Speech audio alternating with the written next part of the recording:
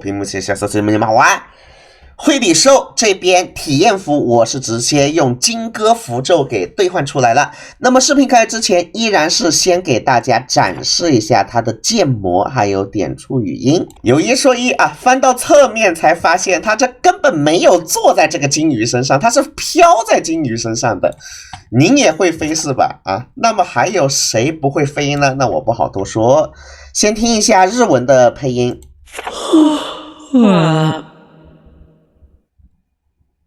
啊，不说话啦。神頼みも大概にしてほしいね。もっと自分で頑張らないと。哎，然后再来点一下其他地方。福運が欲しいんだね。練習するよ。反正就是一副很慵懒的感觉。我们听一下中文配音啊。不可被财富迷昏了双眼，贪得无厌，只顾招惹灾祸。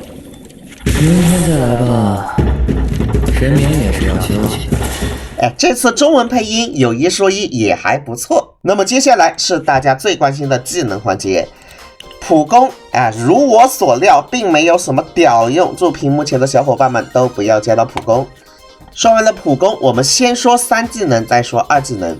三技能在 LV5 之前是一个3火技能， LV5 之后变成一个2火技能。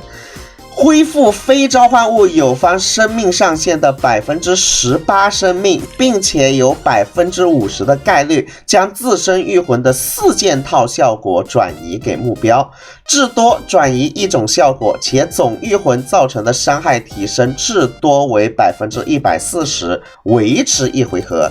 其实三技能也很好理解啊，就是给指定友方奶一口的同时，把御魂借给指定友方用啊，就是那么简单。不过理解起来虽然简单，但是我在这里还是要给大家提炼4个三技能的重点，帮助大家更好的了解三技能。第一个重点，惠比寿转移御魂只转移4件套，而不转移首领2件套。比方说我这里惠比寿带了狂骨歌姬，那么我转移的话，玉藻前身上只带了狂骨，而并没有把歌姬转移过去，这是第一个重点。第二个重点，借出去的御魂是以惠比寿的回合为主的，在惠比寿下一个回合开始前期间，玉藻前不管行动多少次，他身上的这一个借来的狂骨都是生效的，只有到惠比寿下一个回合的时候，他才会把狂骨给收回来。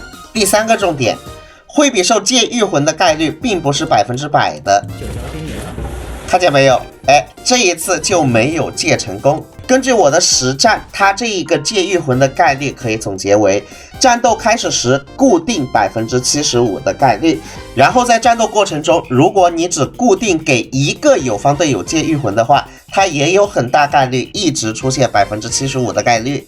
第四个重点，在战斗中惠比寿产生的任何奶量都是恢复，而并不是治疗。比方说我这里云外镜，它可以直接恢复云外镜的血量，而不是转变为云外镜的盾量。好的，接下来我们来看二技能。二技能是一个被动技能，其实总结起来非常简单。惠比寿自身回合结束后，它会给全队提升 20% 的减伤，给对面全队击退行动条 15%， 然后获得2点鬼火，同时为全体友方加上1层激励。这个激励是什么意思呢？除了行动回合结束后给激励以外，惠比寿还会先机给全体友方加上1层激励。身上没有1层这个激励呢，提升 25% 的3技能御魂转移的概率，也就是说有1层激励啊，那么惠比寿转移御魂概率是 75%， 有2层就100%转移御魂啦。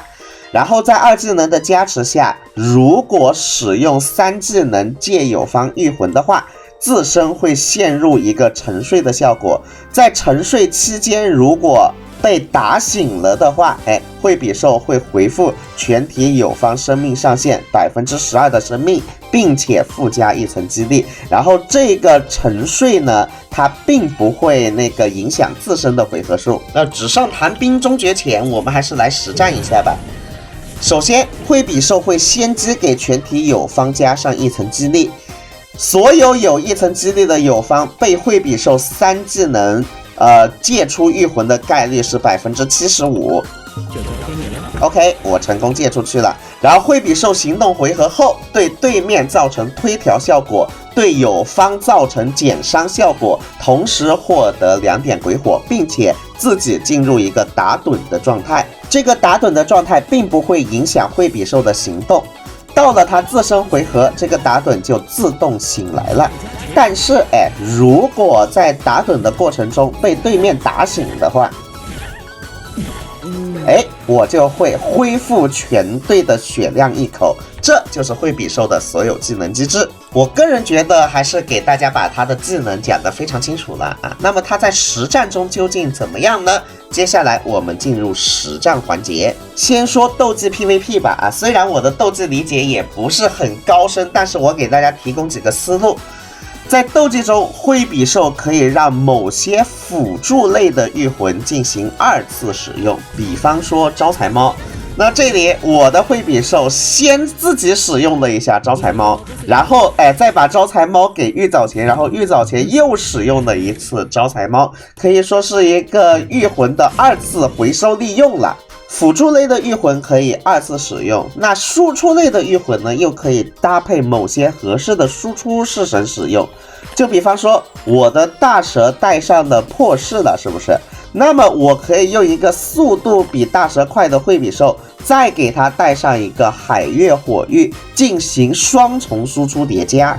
但是非常可惜，惠比寿给御魂呢是有技能动画的，所以像音乐美一样加入短线副本呢会浪费时间啊。虽然伤害提得非常高，但似乎呢只是平民的一个过渡选项啊。那种追求极致秒杀的大佬呢是不会去选择短线用惠比寿的。不过呢，有一说一，它可能会在结界突破里有奇效。说完了辅助和输出御魂，我们再来说一些控制御魂啊。它可以把一些合适的控制御魂给合适的控制式神使用。比方说，我这里把日女给石发鬼使用，石发鬼自己本身又可以带上一些控制御魂，比方说魅妖啊什么的。来给大家打一场实战啊！这里我把惠比寿的日女给石发鬼。好的，没给成功啊！这75%的概率是真的拉血压，我重新给一次吧。那虽然对面是带盾的，我这日女也没有什么用啊。不过惠比寿呢，行动回合也可以推对面的条。总而言之，这个阵容呢，对面基本上没有什么行动次数就对了啊。来，我这边初音未来，我打火还是拉条呢？我也拉一个条啊，你还能动吗？啊，然后我研磨，我看看，随便控一个吧啊，来，然后我石发鬼又到回合了，我再推啊，你如果没有这一个盾的话，你早就被我推的找不着北了。这就是这个阵容的一个实战。但还是那句话，我的斗技理解呢，也就图一乐。具体他在斗技里的表现，他应该把哪些御魂借给哪些式神呢？还是要等斗技主播自己去开发。但是我还是能给屏幕前喜欢斗技的小伙伴们提供一个已经实锤的结论，那就是在斗技中，他这一个75%的概率，实在是非常的高血压。有多高血压呢？你就想象一下，你在斗技里用阅读的那70%有多高血压，那这75%就有多高血压。说完了斗技，我们再来说一下 PVE。PVE 刚刚也已经说了，由于它是有动画的啊，所以在短线副本里呢，只是一个平民小伙伴们的下位替代啊，大佬们肯定是不会用它来竞速的。那么我们主要说它的长线副本，这几段录屏呢，上面用的是1000防的达摩，下面用的是600防的达摩，然后左边用的是传统寻香型队伍，右边呢是用惠比寿替代掉寻香型的一个配对啊。然后呢，惠比寿队伍里孔雀明王带的御魂是明巫加上狂骨加上土蜘蛛。非常遗憾的告诉大家，惠比寿想要超越寻香型队伍，600防御力是一个界限啊，也就是说，对面的达摩的防御力只有在低于600的时候，惠比寿才会超越寻香型队伍，只要高于600，那就是寻香型队伍更加的强势啊。期间我也尝试过借隐念、借真女给孔雀明王啊，但是实战下来呢，就是惠比寿打高防御的副本呢，确实是不如寻香型的。以上就是惠比寿的斗技的一些思路和 PVE 的一些实战，希望本期视频对你有所帮助。当然，毕竟这一只式神才刚刚上架啊，所以本期视频展示出来的强度呢，并不代表它的最终强度就是这样了，只是给大家一个参考。最后祝你身体健康，欧气满满，再见。